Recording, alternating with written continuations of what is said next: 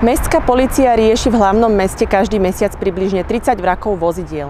Zistené alebo vami nahlásené vraky zaevidujeme a následne spracujeme podnet príslušnému správcovi komunikácie, ktorým je buď mestská časť alebo hlavné mesto. V niektorých prípadoch môžeme odtiahnuť takýto vrak ihneď, v iných musia uplynúť stanovené lehoty. Pozrime sa na rôzne prípady a ich riešenie.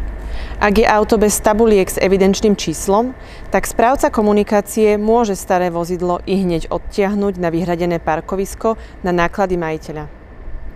Ak vozidlo znečisťuje životné prostredie, napríklad z neho vytekajú prevádzkové kvapaliny, tak správca komunikácie má takéto vozidlo odtiahnuť na vyhradené parkovisko na náklady majiteľa. Ak auto narúša estetický vzhľad okolia, je zničené, nepojazdné, zjavne dlhodobo zanedbávané, tak správca komunikácie vyzve majiteľa, aby ho do 60 dní od vylepenia výzvy odstránil. Ak to majiteľ auta neurobí, správca komunikácie odtiahne vozidlo na vyhradené parkovisko na náklady majiteľa.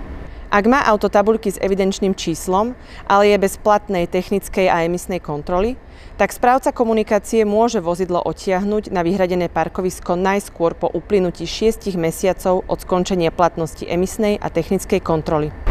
Ak auto vykazuje známky vraku, ale stojí na súkromnom pozemku, pohnúť s ním môže iba vlastník daného pozemku.